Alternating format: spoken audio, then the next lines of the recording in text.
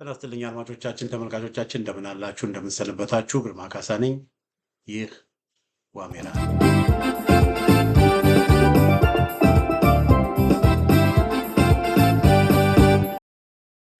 በዛሬው የዋሜራ መርሃ ግብራችን አንድ ሰበር ዜና ይዤላችሁ መጥቻለሁ። አሳዛኝ ሰበር ዜና። በአሜሪካን ሀገር የሚኖሩ ሁለት እህቶች፣ አንጋፋ እህቶች ከዚህ ዓለም በሞት ተለይተዋል። ገሊላ ማርያም ፍስሐ እና ጽዮን አስማማው ናቸው። እነዚህ ሁለት እህቶች በኢትዮጵያ ኮሚኒቲ ውስጥ በጣም ትልቅ አስተዋጽኦ ያደረጉ ድሃን የሚወዱ በጣም የተከበሩ ትላልቅ እህቶች ናቸው። እነዚህ ሁለት እህቶች አተናል። በጣም ነው በግሌ ያዘንኩት። በዚህ አጋጣሚ ዋሜራ ሚዲያ እንደዚሁም እኔ ግርማ ካሳ በእነዚህ ሁለት እህቶች ሕልፈት የተሰማኝን ጥልቅ ሐዘን በዚህ አጋጣሚ መግለጽ እወዳለሁ። ስለነዚህ እህቶች ብዙ ሰው ላያውቃቸው ይችላል። ነገር ግን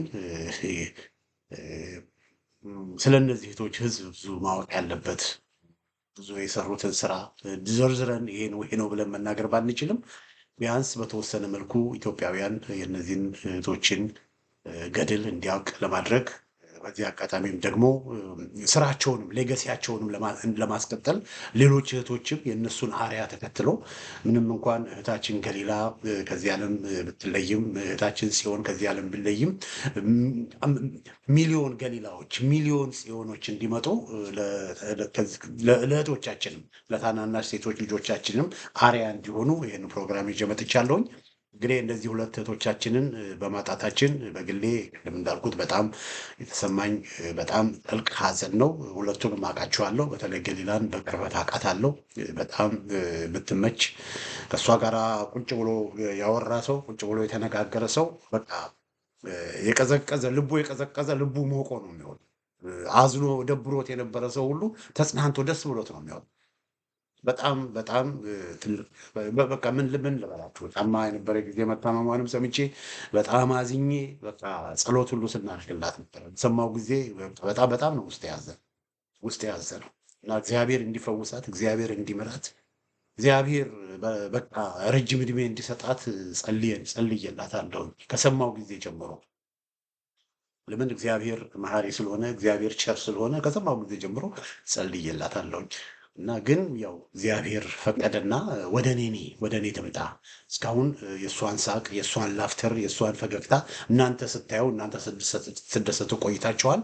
እናንተ በእሷ ስትባረኩ ቆይታችኋል። አሁን ግን እኔ እፈልጋታለሁ ብሎ እግዚአብሔር አምላክ ወደ እሱ ወሰዳት እና እግዚአብሔር በሁሉ ነገር እግዚአብሔር አዋቂ ነው። ጽዮንም እንደዚሁ ጽዮን አስማማውም በሎስ አንጀለስ ነው የምትኖረው። በጣም የእሷን ዜና ስሰማ በጣም ነው ሻክ የሆንኩት። በጽዮን ማለት በሎስ አንጀለስ ኮሚኒቲ ውስጥ በሎስ አንጀለስ አካባቢ ትልቅ ስራ የሰራች በጣም የምትደነቅ በጣም የምትከበር በጣም ነው ያዘንኩት። በጣም ትላልቅ እህቶችን ነው ወገኖቼ ያጣ ነው። እና ለነዚህ ለሁለት እህቶቼ እግዚአብሔር ለቤተሰቦቻቸው በሙሉ መጽናናትን ይስጥ። የመጽናናት ሁሉ አባት የሆነው እግዚአብሔር የመጽናናት ሁሉ አባት የሆነው እግዚአብሔር ቤተሰቦቻቸውን፣ ወዳጆቻቸውን፣ ዘመዶቻቸውን ሁሉ ያጽናን።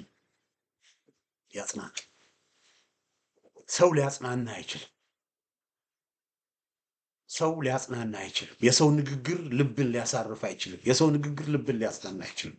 ለቅሶ ቤት እንደርሳለን፣ እንጠይቃለን፣ አይዟችሁ በርቱ፣ እንግዲህ እግዚአብሔር ያውቃል ብለን ብዙ ነገር ልንናገር እንችላለን። ነገር ግን የእኛ ንግግር የሰውን የሆነ ሐዘን ሰው ውስጥ ያለውን ነገር ሊፈውስ አይችልም። ውስጥ ጥልቅ ድረስ ሊያጽናና የሚችል እሱ እግዚአብሔር አምላክ ነው እና እግዚአብሔር አምላክ ያጽናናቸው። መጽሐፍ ቅዱስ ይላል የመጽናናት ሁሉ አባት ይለዋል እግዚአብሔር። የመጽናናት ሁሉ አባት የሆነው አምላክ ቤተሰቦቻቸውን፣ እናቶቻቸውን፣ ልጆቻቸውን፣ ወዳጆቻቸውን፣ ጓደኞቻቸውን ያጽናን። እግዚአብሔር ያጽናን። ይህም ብዬ ወደ ስለ እያንዳንዳቸው ስለ እነዚህ ሁለት እህቶች አንዳንድ የምላቸው ነገሮች አሉ። ከዛ በፊት ስለ ገሊላ እህታችን ገሊላን በተመለከተ እህታችን ገሊላን በተመለከተ ምንድን ነው የኢትዮጵያ የዘውድ ምክር ቤት መግለጫ አውጥተዋል። እሱም መግለጫ አነብላችኋለሁ። ምንድን ነው የሚለው? በህዳር 30 2018 ዓመተ ምህረት ብሎ የእህታችን የገሊላን አጭር የህይወት ታሪክ ነው የዘውድ ምክር ቤቱ ያስቀመጠው። የዘውድ ምክር ቤቱን ይሄ ያወጣውን መግለጫ አነብላችኋለሁኝ እና በህዳር 30 2018 ዓመተ ምህረት ልዕልት ገሊላ ማርያም ፍስሐ ገብረስላሴ ከዚህ ዓለም በሞት መለየታቸውን በታላቅ ሐዘን እንገልጻለን ይላል የዘውድ ምክር ቤቱ መግለጫ። ልዕልት ገሊላ የልዑል ኤርሚያስ ሳህለ ሥላሴ የቀድሞ ባለቤት ሲሆኑ የልዑል ክርስቲያን ኤርሚያስ ሳህለ ሥላሴ እና የልዑል ሩፋኤል ኤርሚያስ ሳህለ ሥላሴ እናት ነበሩ። የልዕልት ገሊላ ወዳጆች የክቡር አፈንጉስ ፍስሐ ገብረስላሴና ባለቤታቸው ክብርት ወይዘሮ አሰለፈች ሲሆኑ ታዋቂው የቀዶ ጥገና ሐኪምና ከደርግ ውድቀት በኋላ የተቃዋሚ ፖለቲካ እንቅስቃሴ መሪ የነበሩት የፕሮፌሰር አስራት ወልደየስ አጎታቸው ነበሩ። ፕሮፌሰር አስራት ወልደየስ እንደሚታወቀው የመላ አማራ ሕዝብ ድርጅት መኢአድ መስራችና መሪ ነበሩ። ልዕልት ገሊላ ከኢትዮጵያ ጋር በተያያዘ ከበጎ አድራጎት እንቅስቃሴዎች ተሳታፊ ነበሩ። በተለይ በኢህአዴግ ዘመን መንግስት ስለ ፖለቲካ እስረኞች ድምፃቸውን በሰፊው አሰምተዋል። ፕሮፌሰር አስራትና ሌሎችም የፖለቲካ እስረኞች ከእስር እንዲፈቱ ይጥር በነበረው እንቅስቃሴ ከፍተኛ ሚና ተጫውተዋል። ልዕልት ገሊላ በቤተሰቦቻቸውና በወዳጆቻቸው በጣም የተወደዱና የተከበሩ ሰው ነበሩ። እግዚአብሔር ለልጆቻቸው፣ ለእናታቸው፣ ለእህትና ለወንድሞቻቸው እንዲሁም ለመላ ቤተሰባቸው፣ ወዳጆቻቸው ጽናቱን እንዲሰጣቸው እንለምናለን። ነፍሳቸውን የገሊላ ነፍሳቸውን በአጸደ ገነት እግዚአብሔር ያኑርልን በሚል የዘውድ ምክር ቤት በዚህ ጉዳይ ላይ በልዕልት ገሊላ ዙሪያ መግለጫ አውጥተዋል። በጣም የሚያሳዝን ነው ወገኖቼ። በጣም ልዕልት ገሊላ ማለት በጣም ትልቅ ሰው ድሃ የምትወድ ችግረኛ የምትወድ ሰው ሲበደል ማየት የማትፈልግ በተለይ ደግሞ የመጣችበትን ሀገር የማትረሳ በኢትዮጵያ ውስጥ መብት፣ የሴቶች መብት፣ የድሆች መብት፣ የችግረኞች መብት እንዲቆም የምትሰራ የምትደክም የነበረች በጣም ትልቅ ሰው ናት። ሌላው በዚህ ጉዳይ ላይ መግለጫ ያወጣው የመረጃ ቴሌቪዥን ቦርድም በዚህ ጉዳይ ላይ መግለጫ አውጥቷል። ገሊላ የመረጃ ቴሌቪዥንን በመርዳት በማጠናከር በተለይ የኢትዮጵያ ሕዝብ መረጃ ኃይል ስለሆነ የኢትዮጵያ ሕዝብ መረጃ እንዲያገኝ እውነቱን እንዲረዳ መብቱንም እንዲጠይቅ በማድረግ ዙሪያ ላይ ትልቅ አስተዋጽኦ ያበረከተች ናት እና በዚህ ዙሪያ ላይ የመረጃ ቴሌቪዥንም እንደዚሁ እንደ ተቋም መግለጫ አውጥቷል እና እሱን እናንብብላችሁ። በእንግሊዝኛ የወጣ መግለጫ ነው። መግለጫው ስለ ገሊላ የወጣ መግለጫ ነው። ምንድን ነው የሚለው? ስቴትመንት ፍሮም መረጃ ቲቪ ኦን ዘ ፓሲንግ ኦፍ ፕሪንሰስ ገሊላ ማርያም ፍስሐ ይላል የመረጃ ቴሌቪዥን መግለጫ። With profound sorrow, Maraja TV mourns the passing of Her Highness Princess Galila Mariam Fissaha, beloved daughter of the late Afenugus Fissaha Gabrasillase, former Chief Justice of Ethiopia. Princess Galila Mariam was a dignified member of Ethiopia's royal family, whose life was marked by patriotism, service to the Ethiopian Orthodox Church, and unwavering commitment to her people and heritage. ነው በቃ ለኢትዮጵያዊነት ያላትን ያደረገችውን አስተዋጽኦ ነው መረጃ ቴሌቪዥን እዚህ ጋር ያስቀመጠው። ኢቨን ኢን ኤግዛይል ይላል የመረጃ ቴሌቪዥን መግለጫ። በስደትም ቢሆን she carried the dignity of her lineage with humility and continued the embody the values of compassion, service, and cultural preservation that defined her Solomonic dynasty. Princess Galila's charitable endeavors reflected this profound sense of duty as she dedicated much of her life to supporting vulnerable communities, particularly through initiatives that aid Ethiopian orphans and preserve Ethiopian traditions abroad. This act of philanthropy not only provided tangible aid, but also inspired generations to uphold the spirit of selflessness, of selfless service, to uphold the spirit of selfless service. ብዙ ሰዎችን ትረዳ እንደነበረ ብዙ ሰዎችን ትደግፍ እንደነበረ ነው የመረጃ ቴሌቪዥን እዚህ ጋር የመረጃ ቴሌቪዥን ተቋም ባወጣው መግለጫ እየተቀጸው ከራሷ አልፋ ከኑሮ አልፋ ሌሎች ቴሪተሪን አልፋ ሌሎችን የመርዳት ሌሎችን የማቀፍ ሌሎችን የመደገፍ ነገር ትታደርግ እንደነበረ ነው እዚህ ጋር ያስቀመጠው እና ምን ይላል በመቀጠል የመረጃ ቴሌቪዥን መግለጫ throughout the years Princess Galila Mariam remained a symbol of grace and resilience for Ethiopians at home and in the diaspora. Her warmth touched countless lives, and her devotion to her family and community will never be forgotten. Maraja TV extends its deepest condolences to her family and all who mourn this immense loss. We join the Ethiopian community worldwide in prayer for the repose of her soul and for strength and comfort to her loved ones during this time of profound grief. May her memory be eternal. May God rest her soul in peace. መረጃ ቲቪ ዲሴምበር 12 2025 ይሄ የመረጃ ቴሌቪዥን መግለጫ ነው። አድማጮቻችን፣ ተመልካቾቻችን በገሊላ በታችን ገሊላ ዙሪያ መረጃ ቴሌቪዥን ሀዘኑን የገለጸበት ስቴትመንት እና በትክክል ነው ያስቀመጠው። እቺታችን ድሃን የምትወድ ችግረኛ የምትወድ ኢትዮጵያ ውስጥ ለታሰሩት የምትጮህ ለተገፉት የምትጮህ አሜሪካን ሀገር ነው የምትኖረው። የተመቻቸ ኑሮ ነው የምትኖረው። ያጣችው ነገር የለም፣ የጎደለባት ነገር የለም።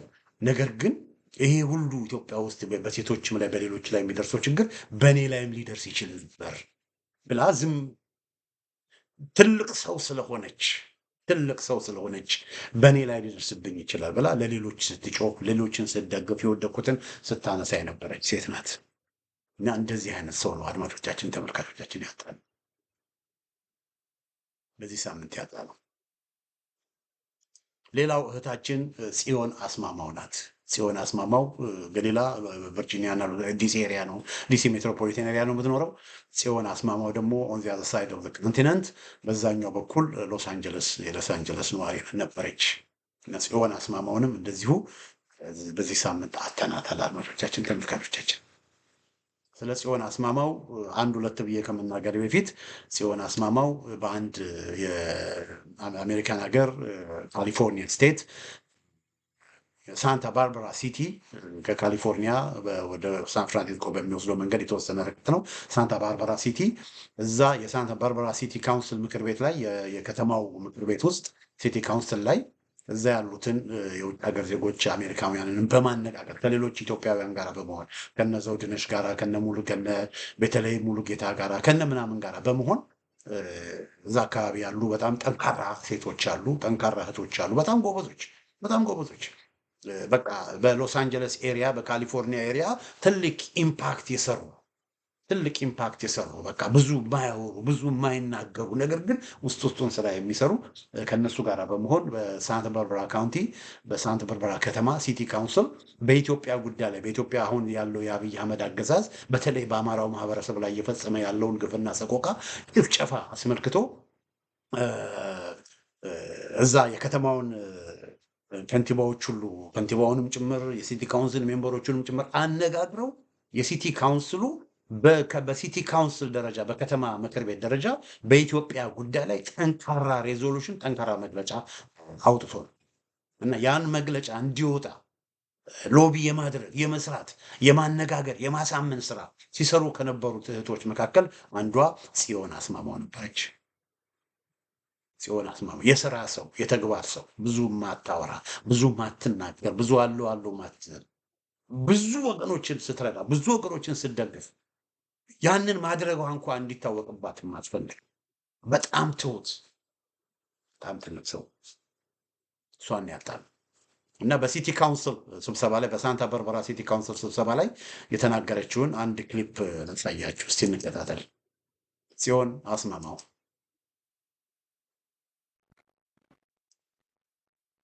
Supervisor Das William, Chair, and the esteemed member of the board, I want to extend my sincere appreciation for the opportunity to address you today, and thank God for being here for today.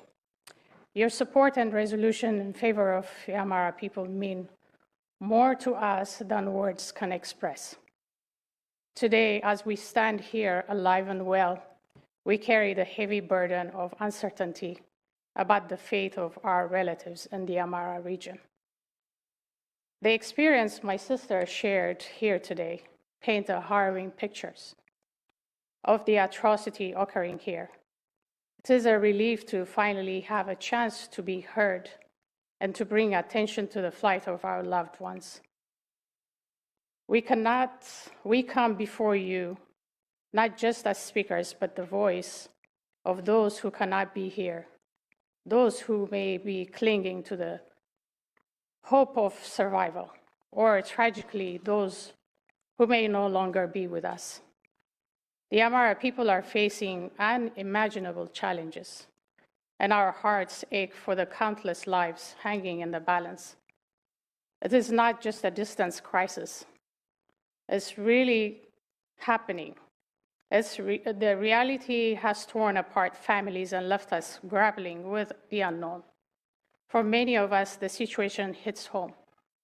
The school we helped establish is now a military base camp under Abiy regime. And the tragic loss of Avata Masfin Avera, brother of one of our directors, who was tragically among the hundreds killed in Marawi, leaving behind 5 children. Let our collective plea be a catalyst for tangible action, whether it be a form of humanitarian aid, a diplomatic intervention, or any means available to end the suffering of the Amhara people. We are here not only witness to tragedy, but as advocates to change, and we humbly request your unwavering support in this dire time. Thank you. Thank you for the opportunity. ጽዮን አስማማው ናት። አድማጮቻችን፣ ተመልካቾቻችን ጽዮን አስማማው እንግዲህ በሳንታ ባርባራ ካውንቲ የሲቲ ካውንስሉ በኢትዮጵያ ውስጥ እየተደረገ በተለይ በአማራው ማህበረሰብ ላይ እየተደረገ ያለውን ጭፍጨፋና ጄኖሳይድ በመቃወም ሬዞሉሽን በሚያወጣበት ጊዜ ቀርባ ስትናገር የሚያሳይ ቪዲዮ ነው። እንግዲህ ያያችሁት ቪዲዮ አድማጮቻችን፣ ተመልካቾቻችን እንደዛ ስታደርግ የሚያሳይ ቪዲዮ ነው። እንግዲህ እንደዚህ ወለጋ ላሉት፣ ጎንደር ላሉት፣ ጎጃም ላሉት፣ ለሚፈናቀሉት፣ ለሚገደሉት ንጹሐን በዚህ መልኩ በአደባባይ ድምፅ ስትሆን የነበረች እህትን ነው እንግዲህ በዚህ ሳምንት ያጣነው አድማጮቻችን፣ ተመልካቾቻችን።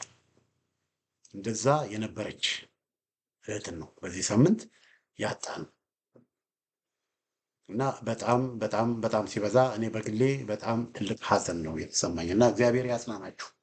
እግዚአብሔር የእነዚህን እህቶቻችንን ሕይወት በገነት ያኑርልን፣ በአብርሃም በይስሐቅ ከያዕቆብ ጋር ያኑርልን እና እነዚህ ሰዎች አንድ እህት ስትናገር በጣም የጽዮን አስማማው የቅርብ ወዳጅ አብራት በብዙ ትግል ውስጥ የምትሰራ ስትናገር 1000 ሰው ነው ያጣነው አለች። 1000 ሰው ነው ያጣነው አለች። ስለ ገሊላ ደግሞ ሲናገሩ በአካባቢያችን በኮሚኒቲያችን ሙቀት የሚሰጥ ሰው ነው ያጣነው አለች እና ትልቅ ሎስ እና እነዚህ ሰዎች በተለይ ይህንን ፕሮግራም የምትከታተሉ አድማጮቻችን፣ ተመልካቾቻችን፣ ሴቶች እህቶቻችን ትልቅ ስራ ልትሰሩ እንደምትችሉ እነዚህ ሁለት እህቶች ምልክት ናቸው። እነዚህ እህቶች ኢትዮጵያ ውስጥ የሚኖሩ አሜሪካን ሀገር መጥተው ደህና ኑሮ የሚኖሩ እህቶች ነበሩ። ደህና ኑሮ፣ ጥሩ ኑሮ የሚኖሩ እህቶች ነበሩ።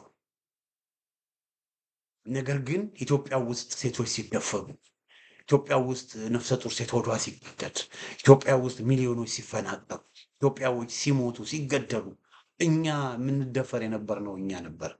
ችግር መከራ የሚደርስብን የነበርነው እኛ ነበር። ስለዚህ ዝም ማለት የለብን ብለው እታች ያሉት ወንድም እህቶቻቸውን በማሰብ በችግርና በመከራ እየተጎሳቀሉ ያሉት እህቶቻቸውን በማሰብ ደከመን ሰለቸን ሳይሉ ለፍትህ ለተገፉት ለአገር በተለይ ለኢትዮጵያ ለአማራው ማህበረሰብ ሲጮሁ ሲደክሙ ሲሮጡ የነበሩ እህቶች ነበሩ። ትልቅ ስራ ሲሰሩ የነበሩ እህቶች ነበሩ። ታላላቅ እህቶቻችን የሚያጣ ነው ወገኖች። ብዙ ሰው ትልቅነትን የሚለካበት መንገድ ይለያያል። እኛ የምንመዝንበት ሚዛንና እግዚአብሔር ነገሮችን የሚመዝንበት ሚዛን የተለያየ ነው። ሰው ትልቅ የሚለውን እግዚአብሔር ትንሽ ይለዋል። ሰው ትንሽ የሚለውን እግዚአብሔር ትልቅ ይለዋል። ሐሳቤ ከሐሳባችሁ መንገዴ ከመንገዳችሁ ሰማይ ከምድር ከፍ እንደሚል እንደዚሁ ከፍ ያለች ናት ይላል እግዚአብሔር። እኛ እንደምናስብ እግዚአብሔር አያስብም። እኛ እንደምናይ እግዚአብሔር ያያይ። ብዙ ጊዜ ሰዎች ትልቅ ሰው የሚሉት ሀብታም ሰው ገንዘብ ያለው ሰው ነው። ብዙ ጊዜ ሰዎች ትልቅ ሰው የሚሉት ብዙ ጊዜ ሰዎች ትልቅ ሰው የሚሉት ባለስልጣኑ ትልቅ ሰው የሚሉት ብዙ ጊዜ ሰዎች ትልቅ ሰው የሚሉት በቃ ዘሩን አይተው ጎጡን አይተው ከማን ዘር ነው አባቱ ማን ነው አያቶቹ ማን ናቸው ምናምን ብለው ነው ደም አይተው ነው ብዙ ጊዜ ሰውን የሚያወዳድሩት አንዱን ከአንዱ የሚያበላሉት። ብዙ ጊዜ ሰዎች ትልቅ ሰው የሚሉት የተማረን ሰው ነው። ዲግሪ የጫነን ፒኤችዲ የያዘ ማት ማስተርሶችን የያዘ በዩኒቨርሲቲ አስተማሪ ሆነ ፕሮፌሰር የሚባለውን ሁሉ ምን ይሉታል? ትልቅ ሰው ይሉታል። ወገኖች ትልቅነት በትምህርት ዲግሪ በመጫን አይደለም። ዲግሪ የጫኑ ፕሮፌሰር የተባሉ ተማርን ብለው ነገር ግን በአስተሳሰብ ደናቆርት የሆኑ በጣም ብዙ ናቸው ወገኖች። ብዙ ገንዘብ ያላቸው ብዙ ሀብት ያላቸው እጆቻቸውን በዊስኪ የሚታጠቡ አሉ። ግን ገንዘብ ትልቅነትን አያሳይም። ዘር ትልቅነትን አያሳይም። ቻይና እንሁን ጃፓን፣ ትግሬ እንሁን ኦሮሞ፣ አማራ እንሁን ጉራጌ፣ ሞዛምቢክ እንሁን አረብ፣ ዘር የመጣንበት ትውልድ የመጣንበት ነገር ትልቅነትን አያሳይም። ከየትም ይምጣ ከየትም የትም እንወለድ የትም ከማንም እንምጣ የመጣንበት ዘር የመጣንበት ጎሳ ትልቅነታችንን አያሳይም። ወገኖች ትልቅነት የሚለካው በሁለት ነገር። አንዱ ትልቅነት ታላቅ የሚባለው አንድ ሰው ታላቁን እግዚአብሔር የሚያከብር ሰው፣ ታላቁን እግዚአብሔር የሚወድ ሰው፣ ታላቁን እግዚአብሔር የሚፈራ ሰው፣ ያ ሰው ትልቅ። ለምን? ከታላቁ እግዚአብሔር የተነሳ። የጥበብ መጀመሪያ እግዚአብሔርን መፍራት ነው ይላል እግዚአብሔር። የጥበብ መጀመሪያ የእውቀት ሁሉ ምንጭ የሁሉ ነገር መሰረቱ እግዚአብሔርን መፍራት ነው። እግዚአብሔርን መውደድ ነው። እግዚአብሔርን የሚወድ በእግዚአብሔር ፊት ራሷን ሀምብል የምታደርግ ያ ሰው። ሌላው የትልቅነት መለኪያ ወገኖቼ ሰርቪስ ነው፣ አገልግሎት ነው። ከእናንተ መካከል ማንም ትልቅ መሆን የሚፈልግ ምን ይሁን ይላል? አገልጋይ ይሁን ይላል። ከእናንተ መካከል ማንም አገልጋይ የሆነ ሰው ያ ሰው ምንድን ነው? ትልቅ። ወረድ ብሎ ወደ ታች ወረድ ብለን የደከሙትን የምናነሳ ከሆነ ለተገፉት፣ ለችግረኞች፣ ለታሰሩት የምንጮህ ከሆነ በሌላው ላይ የሚደርሰው መከራ እኛንም ተሰምቶን ያንን መከራ ሰዎች እንዲቀላቀሉ የድርሻችንን ለማበርከት የምንጥር ከሆነ ራሳችን አልፈን የሌላውን ሕይወት ለመቀየር የሌላውን ሕይወት ለመለወጥ ደፋ ቀና የምንል ከሆነ የምናገለግል ከሆነ ትልቅነት የሚለካው በዛ። ትልቅነት የሚለካው በዛ። አንድ በጣም ልቤን የሚነካ ምሳሌ ልንገራችሁና በዚህ ጉዳይ ላይ ልጨርስ። መጽሐፍ ቅዱስ ላይ ነው ጌታችን ኢየሱስ ክርስቶስ ያስተማረው ትምህርት ነው። እዛ ላይ ምን ይላል? አንድ ሰው ከኢያሪኮ ወደ ኢየሩሳሌም ጉዞ ጀመረ ይላል። ከኢያሪኮ ወደ ኢየሩሳሌም ያ ሰው ምን ሆነ? ጉዞ ጀመረ። መንገድ ላይ እያለ ወንበዴዎች አገኙትና በሕይወትና በሞት መካከል ደብድበውት ዘርፈውት በሕይወትና በሞት መካከል ጥለውት ሄዱ። ያ ሰው መንገድ ላይ ወደቀ። ከዛ በኋላ በዛ መንገድ ላይ አንድ ቄስ አለፉ። እግዚአብሔርን የሚፈሩ ካባ የደረቡ ቄስ፣ ሃይማኖተኛ የሚባሉ ቄስ በዛ ቦታ በዛ መንገድ አለፉ። ያ በሕይወትና በሞት መካከል ወድቆ የነበረውን ሰው ባዩ ጊዜ መንገዳቸውን ቀይረው በሌላ መንገድ እንዳላየ ሆነው አለፉ። ያን ሰው ለማንሳት አልፈለጉም። ያን ሰው ለማገዝ አልፈለጉም። የዛ ሰው ህመም፣ የዛ ሰው ስቃይ፣ የዛ ሰው እሳቸው አልተሰማቸውም። ምንም አልመሰላቸውም። የሌላ ሰው ስቃይ፣ የሌላ ሰው መከራ፣ የሌላ ሰው ማቃሰት እሳቸው ምንም አልመሰላቸው። መንገዱን ተሻግረው በሌላ መንገድ ሄዱ። ትንሽ ቆይቶ ዲያቆን መጣ። ዲያቆን ሌዋዊ መጣ። ጌታችን ኢየሱስ ክርስቶስ እንዳስተማረው እሱም አየና የወደቀ ሰው በደምና በሕይወትና በሞት መካከል የነበረ ሰው አየ። የእግዚአብሔርን ቃል የሚናገር ነው። ስለ እግዚአብሔር የሚያወራ ነው። ሃይማኖተኛ ነው። የሃይማኖት መልክ ያለው ነው። መጽሐፍትን የመረመረ ነው። መጽሐፍት ስለ ድሃ፣ መጽሐፍት ስለ ችግረኛ፣ መጽሐፍት ስለተገፉት ምን ማድረግ እንዳለበት የሚያውቅ ነው። ነገር ግን እሱም እንደ ቄሱ መንገድ አቋርጠው እንዳላየ ሆኖ አልፎ ሄደ። የሌላ ሰው ስቃይ፣ የሌላ ሰው ችግር፣ የሌላ ሰው ህመም፣ የሌላ ሰው ማቃሰት ምንም እሱ ላይ እንዳልደረሰ ምን አገባኝ ብሎ እኔ ከእሱ ጋር ለምን እሰቃያለሁ? እሱ ብዛው እንደፈለገ ይሆን ብሎ አልፎ ጥሎ ሄደ። ከዛ በኋላ ኃጢአተኛ ከሚባሉት እርኩስ ከሚባሉት ሰዎች መካከል ከሳምራውያን መካከል አንድ ሰው አህያውን ይዞ በዛ መንገድ አለፈ። እግዚአብሔርን አይፈራም ከሚባሉ ሰዎች መካከል፣ እግዚአብሔርን አይወዱም ከሚባሉ ሰዎች፣ የረከረከሰ ዘር ናቸው ከሚባሉ ሰዎች መካከል፣ በአይሁዳውያን ከሚናቁት ማህበረሰብ መካከል የሆነ አንድ ሰው በዛ መንገድ አለፈ። ይሄ በሞትና በሕይወት መካከል ሆኖ የነበረውን ሰው ተመለከተ። በአህያ ነበር የሚሄደው። ከአህያ ወረደ። እዛ ቦታ ሲደርስ ቆመ። ጉዳይ ነበረው። ይሄ ሰው ወደ ሌላ ቦታ የሚሄድበት ጉዳይ ነበረው። ጉዳዩን በሙሉ አስቀመጠ። ከኔ ጉዳይ የሚበልጥ በሕይወትና በሞት መካከል ያለ ሰው አለ። የኔ ጉዳይ ሊደርስ ይችላል። የኔ ጉዳይ ዛሬ ባይሆን ነገ ላደርገው እችላለሁ። ከወር በኋላ ላደርገው እችላለሁ። ከአንድ ዓመት በኋላ ላደርገው እችላለሁ። የኔ ጉዳይ የሕይወትና የሞት ጉዳይ አይደለም። ይሄ ሰው ግን በሕይወትና በሞት መካከል ነው አለው። ስለዚህ የኔ ነገር ይቆይ፣ ግድ የለም የኔ ነገር ይቆይ ብሎ ጉዞውን አቆመ። አህያ ወረደ። ሸሚዙን ቀደደ። ሸሚዙን ቀደደና የሸሚዙን ጨርቅ አረገና የዛን ሰውዬ የደማውን ሰውዬ ቁስል አሸገለት፣ ደሙ መፍሰሱ እንዲያቆም። ከዛ በኋላ የያዘው ወይን ጠጅ ነበረ፣ ዘይት ነበረ። ወይን ጠጁና ዘይቱን ቁስሉ ላይ ያፈሰሰበት፣ ኢንፌክትድ ሆኖ እንዳይሞት ተንከባከበው። ተመልከቱ። ይህንን ሰውዬ ለመርዳት ሲል ልብሱን ተቀደደ። ይሄ ሳምራዊ ሰው ሰዎች በሚያዩበት ጊዜ የተቀዳደደ ልብስ ነው ያደረገው። ለምን? ጥሩ ልብስ ነበረ፣ ግን ልብሱን ቀደደ። ያ ልብሱ የተቀደደው የሰው ሕይወትን ለማዳን።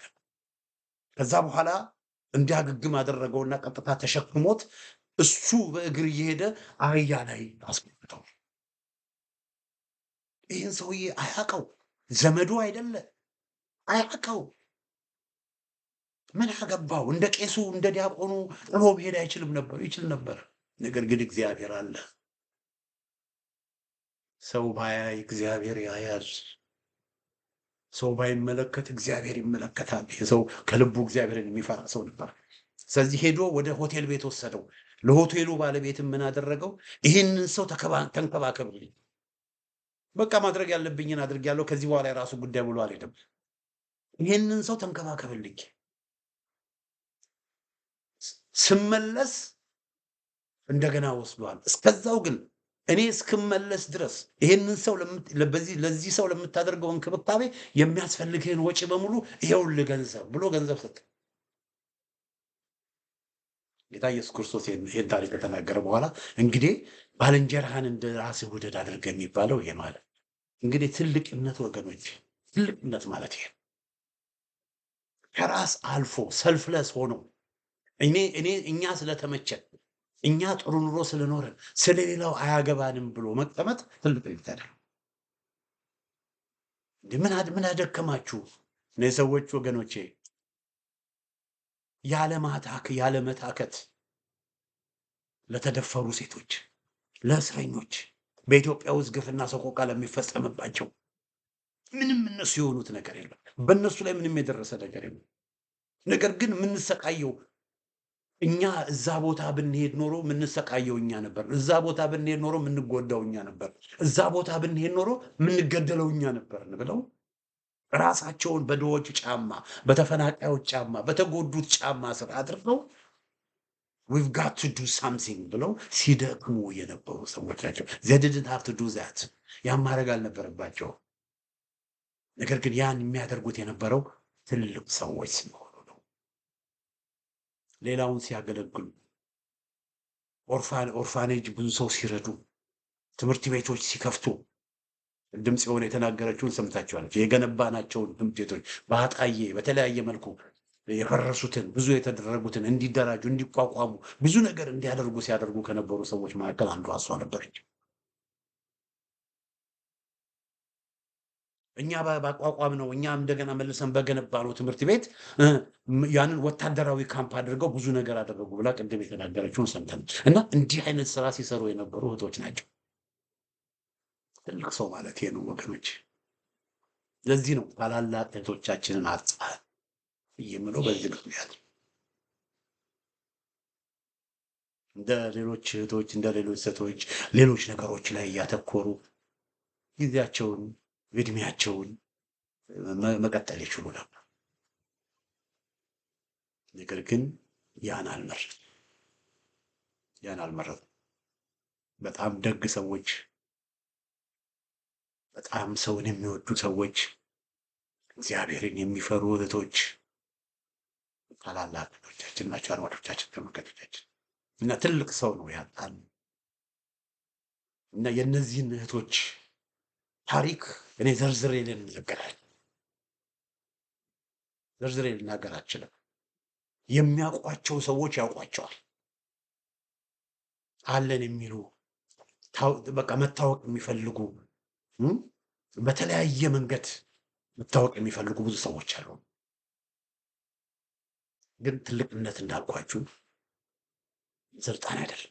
ትልቅነት በገንዘብ አይደለም። ትልቅነት በዘር አይደለም። ትልቅነት ደግሞ ሴሌብሪቲ በመሆን አይደለም። ብዙ ሰው ስለሚያውቀን ትልቅ ነን ማለት አይደለም። ሴሌብሪቲስ አሁን የፊልም አክተሮች ጋር ስትሄዱ ታም ክሩዝ አለ፣ እዛ ዘፋኞቹ ጋር እነ ሌዲ ጋጋ ነው። ስፖርተኞቹ ጋር ደግሞ ስትሄዱ እነ ሊዮናል ሜሲ እነ ክርስቲያኖ ሮናልዶ አሉ። እነዚህ ሰዎች አሁን ብናገኝ ሰው ሁሉ ፈርሙልን እስቲ ምንድነው ይሯሯጣል፣ እነሱን ለማግኘት ይሯሯጣል። ከነዚህ ሰዎች አንዱን ለምሳሌ ካገኘን እንደ እውነቴን ነው የምላችሁ ወርቅ የተበተነልን ይመስል በቃ ጠዋትና ማታ ሊዮናል ሜሲን እኮ አገኘሁት ሊዮናል ሜሲ ጋር ፎቶ ተነሳው ብሎ በቃ እንደ ትልቅ ነገር የሚቆጥሩ ሰዎች አሉ። ይገርማቸዋል። ግን ወገኖች ትልቅነት አይደለም። ትልቅነት ጎንበስ ብሎ ሰው የወደቁትን ማንሳት፣ ከራስ አልፎ በሌሎች ህይወት ውስጥ ዲፈረንስ ማምጣት። እነዚህ እህቶች ያንን ያደረጉት ምንም እንኳን በዚህ እድሜያቸው ከኛ ቢለዩንም እነዚህ እህቶች ኑሯቸው ሰክሰስፉል በሆነ መንገድ በትርኪ ምርኪ ነገር ሳይሆን ቁም ነገር በመስራት ተጽዕኖ በመፍጠር ኢምፓክት በሰዎች ህይወት ውስጥ ፖዚቲቭ ኢምፓክት እንዲኖር በማድረግ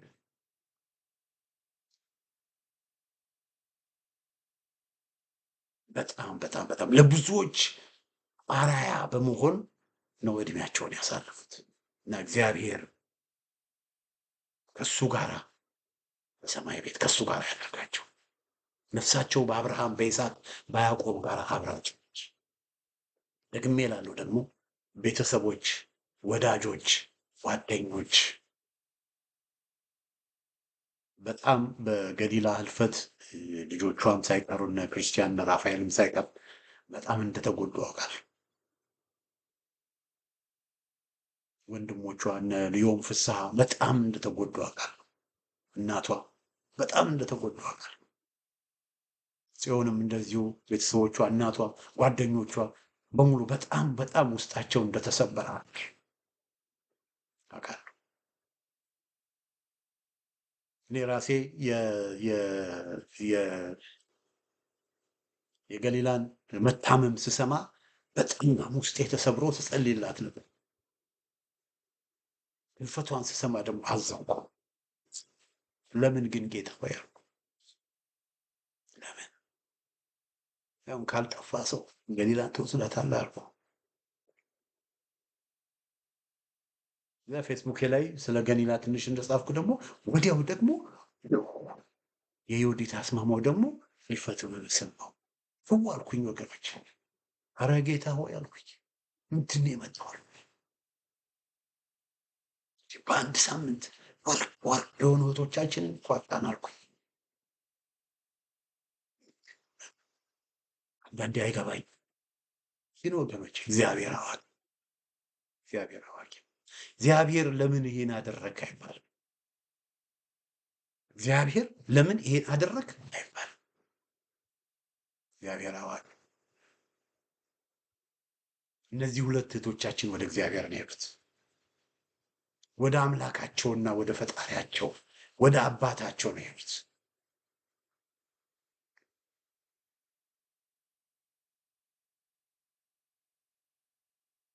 እግዚአብሔር ለምን እንደሚያደርግ አናውቅም። ግን እግዚአብሔር ምንድን ነው? እግዚአብሔር አዋቂ፣ እግዚአብሔር ሉዓላዊ ነው። ዘ ሎርድ ኢዝ ሶቨረን። የሚያደርገውን እግዚአብሔር ያለ ከዚህ በኋላ ልናደርግ የምንችለው ለቤተሰብ እግዚአብሔር የበለጠ መጽናናትን እንዲሰጣቸው መጸለይ ነው።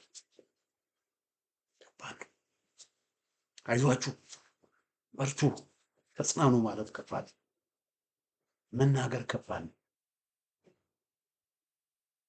መጽናናት ግን ገባሽ? መናገር ቀላል ነው። አይዟችሁ፣ በርቱ፣ ተጽናኑ ማለት ይቅርታ፣ መናገር ቀላል ነው።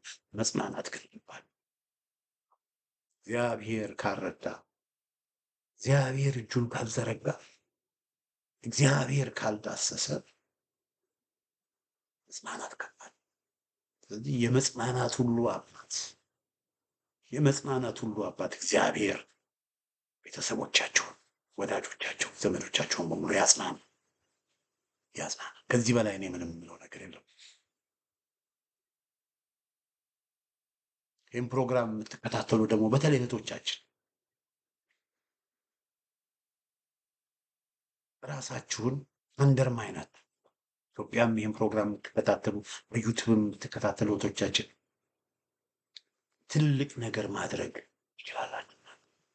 እናንተም ገሊላዎች መሆን ትችላላችሁ። እናንተም ጽዮን አስማማዎች መሆን ትችላላችሁ።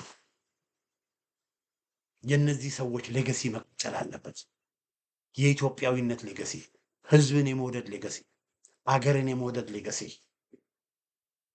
በሚኖሩበት በውጭ ሀገር የኢትዮጵያ ሰልፍ አፖይንትድ አምባሳደር የመሆን ሌገሲ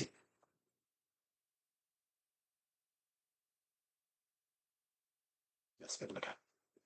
በአሁኑ ጊዜ በየቦታው የምናየው በየቦታው የምንሰማው ነገር በሙሉ ቀለምተኛ ነገር ነው። ነገር ግን እንደነዚህ አይነት ሴቶች እህቶች ሊበዙልን ይገባል፣ ሊበዙልን ይገባል። ሚሊዮኖች ገሊላ ማርያም ሳዎችን ማየት ያስፈልጋል። ሚሊዮኖች ጽዮን አስማማዎችን ማየት ያስፈልጋል፣ ማየት ያስፈልጋል። የነዚህ እህቶች ሌገሲ መቀጠል አለበት።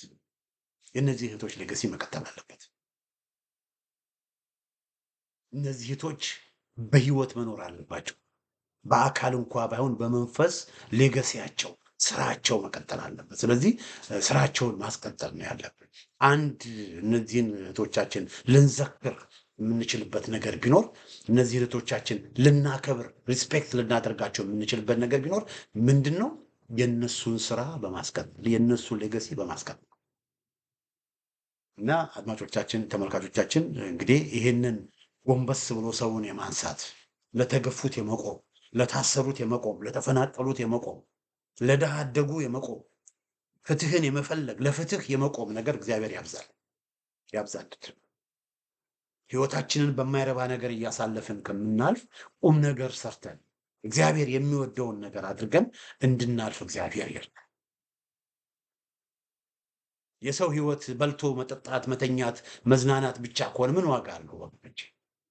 ነገር ግን እግዚአብሔር የሚወደውን ነገር አድርገን ቁም ነገር አድርገን የሰው ህይወትን ፖዚቲቭ በሆነ መንገድ ለውጠን ጥቂት ዓመት ብቻ እንኳን ኖረን ብናልፍ ኢስ ወርዘት።